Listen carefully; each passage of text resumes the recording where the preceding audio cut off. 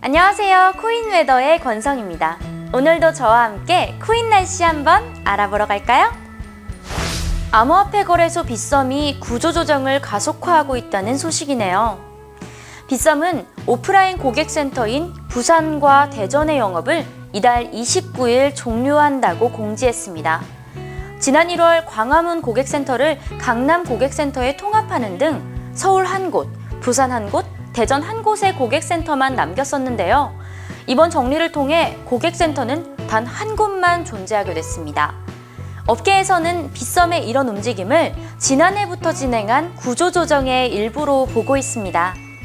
빗썸은 지난해 12월 전직 지원 서비스를 통해 30여 명의 신청자를 받은 것으로 알려졌습니다. 그러나 30여 명이 아니라 전체 임직원의 절반인 약 250명에 달하는 인원이 신청했다는 소문도 들리고 있는 상황입니다. 국내 최대의 암호화폐 거래소에 빨간불이 켜졌네요.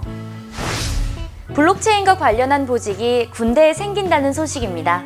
올해 처음 신설된 군사과학기술병에 보안 블록체인 연구병도 포함됐다고 하네요.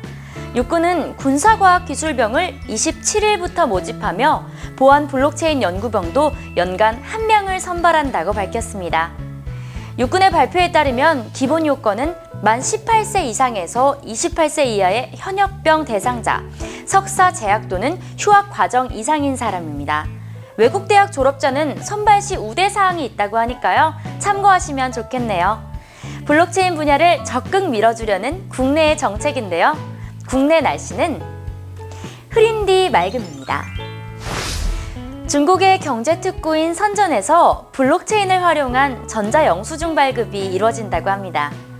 암호화폐 매체 코인텔레그래프에 따르면 중국 선전시와 텐센트가 손을 잡고 지하철 등 교통수단에서 블록체인 전자영수증을 발급하는 프로젝트를 진행했습니다. 이 서비스는 텐센트의 메신저인 위챗을 통해 진행되는데요. 지하철 이용자들이 하차하게 되면 위챗의 결제 페이지에 이용 금액이 표시되는 방식입니다. 지난해부터 선전 내에서는 주요 관공서와 대형마트, 은행 등에서 블록체인을 통한 전자영수증 발급을 진행해 왔는데요. 전자영수증의 발급 총액이 13억 3천만 위안을 넘어섰다고 합니다. 중국의 속도감 있는 발전이 부럽네요.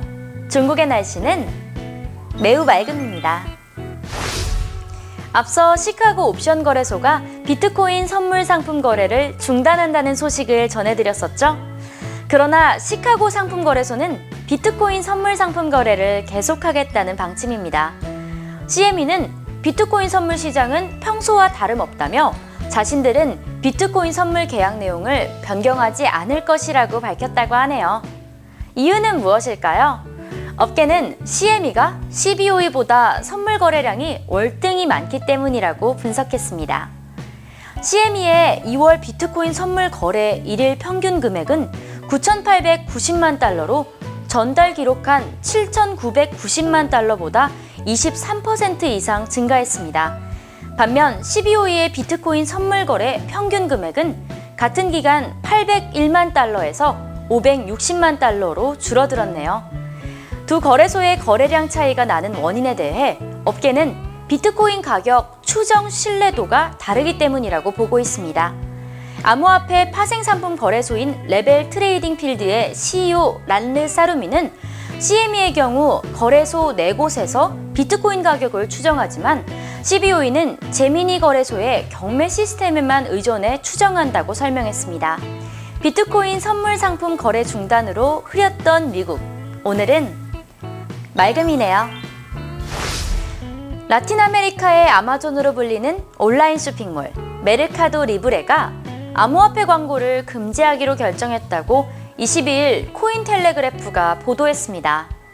메르카도 리브레는 1999년 아르헨티나에서 설립돼 18개국의 시장에 진출하며 중남미 전자상거래 시장에서 아마존을 추월한 기업인데요. 이용자들에게 암호화폐 관련 상품 광고를 게재할 수 없으며 불이행 시에 광고가 자동 삭제될 수 있다고 전했다고 하네요. 그 이유는 대형 결제 네트워크 페이팔과의 투자 계약 때문으로 보입니다. 이달 초 메르카도 리브레는 페이팔과 7억 5천만 달러 규모의 투자 계약을 체결하면서 남미 페이팔 결제 확산에 협력하기로 했다는데요. 남미에서 비트코인 거래를 지원하는 스퀘어 캐시 앱이 인기 금융앱 1위를 차지하는 등 페이팔과 같은 기존 금융 시스템을 위협하는 사례가 많아짐에 따라 위기의식을 느낀 것으로 보여집니다. 페이팔을 위협하는 암호화폐 결제 시스템, 결국 암호화폐 광고의 금지로 이어졌네요. 라틴 아메리카의 날씨는 흐림입니다. 코인 웨더를 마칩니다. 시청해주신 여러분 감사합니다.